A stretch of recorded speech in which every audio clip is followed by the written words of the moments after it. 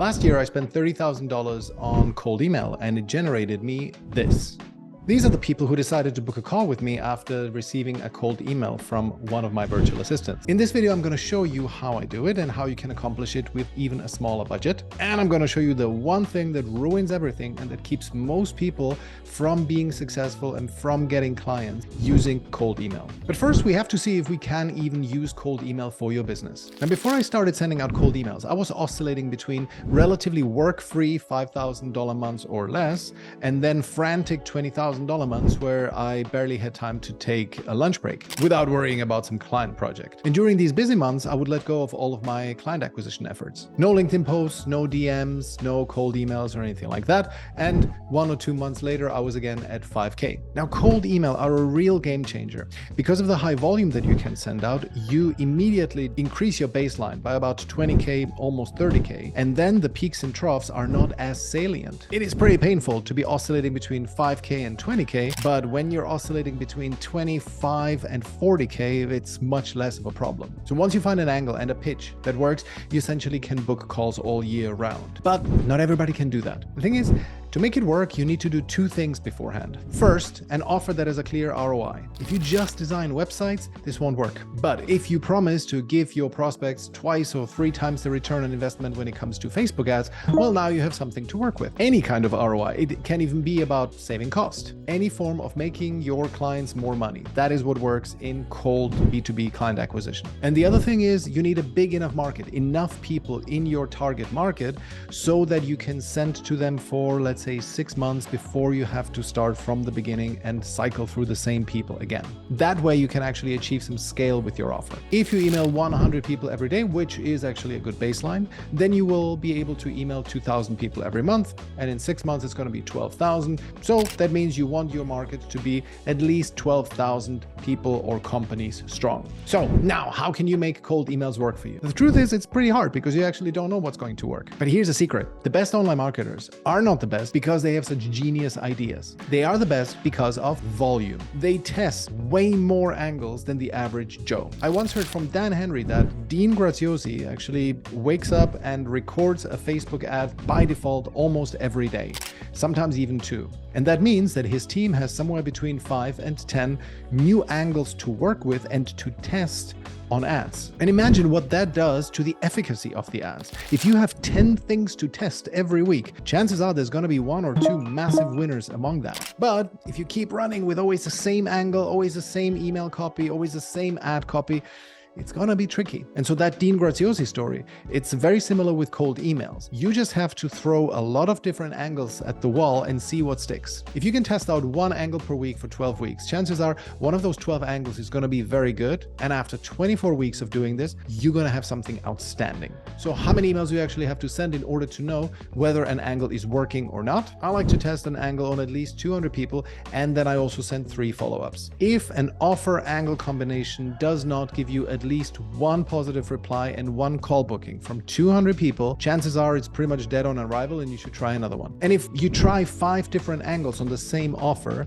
and nobody bites after sending to 1,000 people, then that whole offer is probably dead on arrival as well. But if at least 1 person out of 200 books a call and actually shows up and they are a qualified prospect, well, then you have something to work with. 1 out of 200 isn't much, but you can tweak that and optimize it and see what kind of variations you can run on this, and then you can get your response rate, your call booking rate to at least 1%, which isn't amazing, but it's something you can work with in the long run. Now, most people make one crucial mistake with their cold emails, but before we get that, let's talk about the elephant in the room. In the beginning of the video, I said that I spent $30,000 a year on cold email, but not every business can do that. So how much do cold emails actually cost? Now, that depends entirely on your approach, but there are essentially 3 ways to do it that differ a lot in price. If you do it yourself, then of course it only will cost you the time and no money, but I strongly recommend you move away from that as soon as possible. Like literally send a couple of cold emails once you see that it works. If you can afford it, get a virtual assistant to start sending.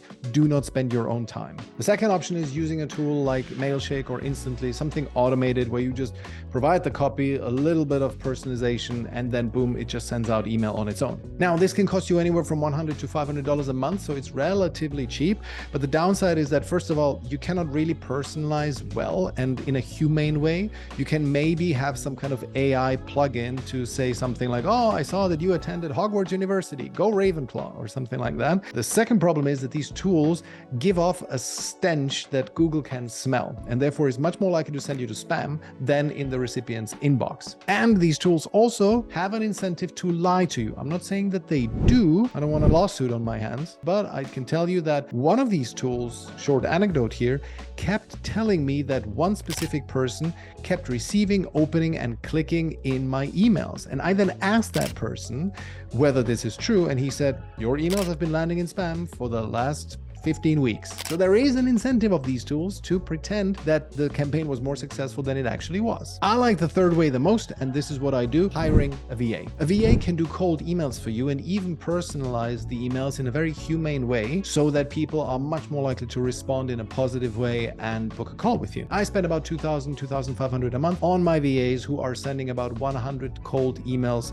per day for me. And I get somewhere between 20 and 30K in revenue per month from this, which is close to profit in my case. The key here is the ratio. It doesn't matter how much you spend if you have a good ROI. Now let's talk about the crucial mistake that people commit that keeps them from getting a good ROI on their cold emails. A lot of people are feeling stuck in a place that they hate, and they are focusing on things that don't move the needle. You know, doing networking and virtual coffees and so on. The thing is, if you want to do cold email correctly and you want it to take you away from this volatility, you have to, at least for a while, focus on it 100%. What do I mean with 100%? Well, forget about any other client acquisition methods. Just focus on cold email for a week until you have found an angle that is reliably booking you calls at 1, 2, 3% of the people that you contact. And volume is key. Sending 5 emails a day won't cut it. 20 a day is the bare minimum. If you want to truly test out cold emails and see how they work and do some rapid iteration, you need to be sending at least 50 a day. And that's 50 cold emails to your target audience and then 3 follow-ups in the subsequent 7 to 8 days. It will seem like quite a lot of work, but once you get the first client through it,